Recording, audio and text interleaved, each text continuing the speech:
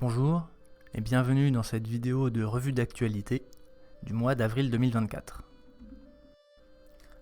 L'édition d'avril 2024 de la Revue des Deux Mondes est consacrée au wokisme, à travers ses mécanismes et ses conséquences. Il contient notamment un article de Samuel Fitoussi proposant d'interpréter l'antisémitisme récent qui émane de la gauche décoloniale comme une des conséquences de l'idéologie woke. L'article propose dans un premier temps d'illustrer ce nouvel antisémitisme par un sondage. En décembre 2023, on a interrogé des milliers d'Américains en leur demandant « Adhérez-vous à l'idée selon laquelle les Blancs sont des oppresseurs, tandis que les non-Blancs ont été opprimés et par conséquent devraient être favorisés aujourd'hui ?» 19% des plus de 65 ans répondent positivement, contre 79% des 18-24 ans, soit 4 fois plus. Une autre question leur a été posée. Pensez-vous que les Juifs, en tant que classe, sont des oppresseurs et doivent être traités comme tels ? Seuls 9% des plus de 65 ans répondent positivement, mais 67% des 18-24 ans approuvent cette idée. On reconnaît ici la démarche woke, consistant à analyser la société en catégories raciales pour identifier les races non seulement défavorisées, mais opprimées, et des races qui seraient leurs oppresseurs. On pourra également penser à l'échelle des oppressions, qui hiérarchise les races en fonction de leur degré d'oppression, que l'on trouve dans le livre Les Blancs, les Juifs et nous, d'Ouria Boutelja. Et on constate que cette grille de lecture permet de valider une politique de sanction des Juifs, dont on peut se demander quelles seraient les limites. Sur la question des limites que se donne le wokisme, l'auteur rappelle que Brittany Cooper, professeur à l'université Rutgers, proclama en 2021 « Les Blancs sont déterminés à être méchants, il faut éliminer ces salauds ». Et la même année à Yale, la psychanalyste Aruna Khilanani prononçait un discours titré « The Psychopathic Problem of the White Mind », où elle affirmait rêver de décharger un revolver dans la tête du moindre blanc qui se mettrait en travers de sa route, d'enterrer les corps et d'essuyer le sang de ses mains, tandis qu'elle s'en irait le cœur léger et sautillant. Toujours dans son édition d'avril 2024, la Revue des Deux Mondes consacre un article à l'analyse du langage progressiste contemporain. L'auteur, Jean Slamovitz, est un normalien professeur des universités, spécialiste de linguistique. Il nous rappelle tout d'abord que la répétition, même sans la moindre trace d'argumentation rationnelle, est une figure de style extrêmement persuasive. Gustave Le Bon l'avait déjà souligné dans son livre Psychologie des foules. Mais cela pose la question de la nature du projet politique qui a besoin de ces clichés pour imposer ses croyances doctrinales. Sur le plan linguistique, l'auteur considère que le jargon actuel vient de loin, Heidegger, Derrida, Deleuze ou Badiou, ayant érigé l'anacolute au rang de pensée et fait de la clarté une honte intellectuelle. Considérant ainsi qu'il est admis que l'obscurité et les contournements signalent une intelligence supérieure. Au passage, l'auteur nous oriente vers la lecture de Jacques Bouvresse, qui, dans Prodige et vertige de l'analogie, constate combien l'approximation semble être le mode de pensée et d'écriture normal et obligatoire, représentant une incitation à la confusion pure et simple. Il souligne ensuite la prolifération sans frein de notions prétendument scientifiques, dont le flou descriptif leur permet avant tout de rester insaisissables. Citant ici les termes d'intersectionnalité, d'invisibilisation, d'inclusivité, de minorisation, d'androcentrisme, de queer et d'empowerment. Et il ajoute l'extension et la déformation de mots et de concepts comme patriarcat, colonie, genre ou stéréotype, dont les significations reposent désormais sur la vigueur dénonciatrice. Sur le cas du patriarcat, on pourra s'orienter vers la lecture du livre Où en sont-elles d'Emmanuel Todd. Jean Slamovitz analyse ensuite ce que pourrait être l'objectif des gens qui obscurcissent ainsi leur pensée. Pour lui, l'idéologie volontiers intuitive, qui pose ainsi son point de vue comme vérité, est gouverné par un ensemble d'axiomes simplistes, mais qui s'expriment avec vigueur, comme la négativité de l'homme blanc, de l'Occident, d'Israël ou de l'hétérosexualité. Le foisonnement de mots nouveaux, présentés comme des découvertes scientifiques, levant enfin le voile sur des secrets structurant la société, a un effet d'intimidation. En créant une insécurité linguistique et intellectuelle, le décret idéologique peut affirmer comme vrai ce qui n'est qu'une interprétation partiale.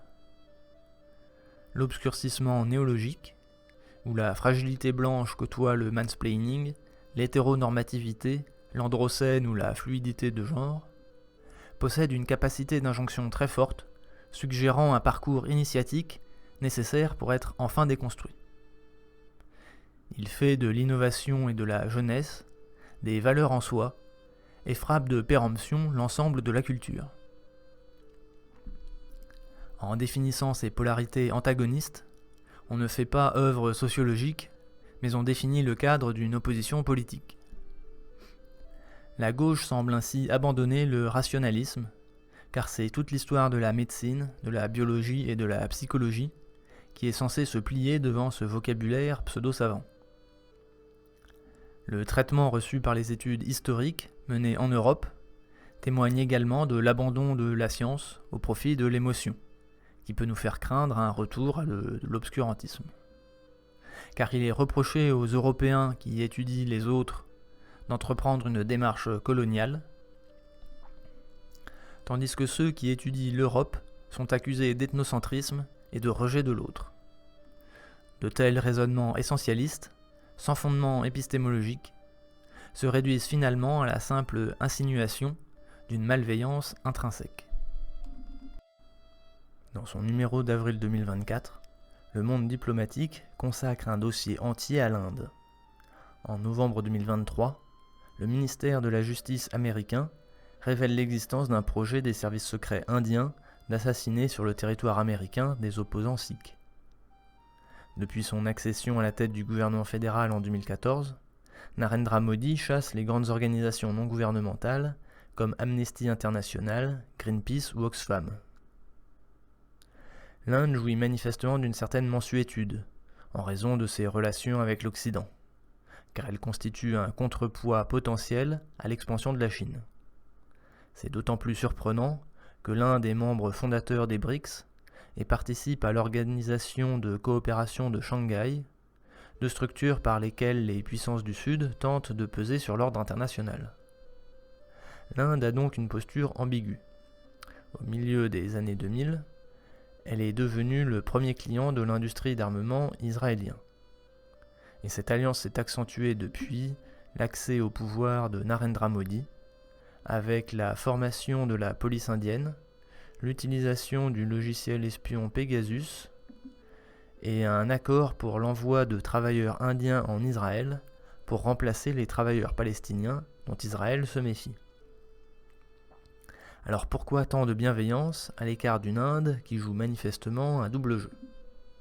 C'est qu'elle affiche la croissance la plus rapide du monde, avec 6,7% en 2023 et une prévision à 6,5% pour 2024, contre seulement 4,6% pour la Chine. Et elle dispose de la plus importante population active au monde, avec 970 millions de personnes et une population jeune qui a un âge médian de 28 ans, contre 39 pour la Chine. Mais elle forme moins bien sa jeunesse en sciences, technologies, ingénierie et mathématiques, avec seulement 2,55 millions de diplômés en 2020, contre 3,57 pour la Chine. Le secteur industriel, dont le développement était pourtant un objectif de Narendra Modi depuis 2014, stagne à 15% du PIB et emploie 35,6 millions de personnes en 2023. Le chiffre est assez faible en comparaison de la population totale. C'est parce que 80% des actifs se trouvent dans le secteur informel. Autre limite de l'Inde, les investissements directs étrangers. L'Inde en est le 8e bénéficiaire, avec 49 milliards de dollars. C'est assez faible comparé aux 285 milliards reçus par les USA, et les 189 milliards reçus par la Chine, ou même les 86 milliards reçus par le Brésil. c'est que l'Inde souffre de nombreux freins aux investissements étrangers. Lourdeur bureaucratique, réglementation fluctuante, difficulté d'acquérir du terrain, corruption et barrières douanières. Les tarifs douaniers, par exemple, s'élèvent à 18,1% en moyenne, contre 7,5% pour la Chine. Sur le registre de la politique intérieure, l'auteur affirme que les universités publiques sont dirigées par des présidents choisis parmi les membres ou sympathisants de la mouvance nationaliste hindoue. Et les bailleurs de fonds des universités privées feraient l'objet de pressions qu'ils répercutent sur les universitaires. Les opposants qui résistent aux pressions peuvent faire l'objet de poursuites, conduisant en prison, comme en témoigne l'arrestation du chef du gouvernement de l'État de Delhi, ou bien le gel des comptes bancaires de leur formation, ce qui vient d'arriver au Parti du Congrès. Le même genre de procès existe en France pour différentes formes de corruption, et les représailles bancaires sont devenues fréquentes depuis 2008, avec le RN qui n'a pas pu obtenir de prêt en France pour financer sa campagne, ou Charles Gave qui s'est vu empêché d'ouvrir un compte en France après son soutien à Debout la France. Crédit Suisse publiait en 2012 un rapport intitulé House of Debt. Il révèle qu'une dizaine de conglomérats ont bénéficié de la part de banques indiennes de crédits astronomiques entre 2008 et 2012. Et en 2019, M. Adani se hisse à la 3e marche du podium des hommes les plus riches du monde. Mais en 2023, la société américaine Hindenburg accuse son conglomérat d'avoir multiplié le cours de ses actions pour gonfler artificiellement sa valorisation boursière.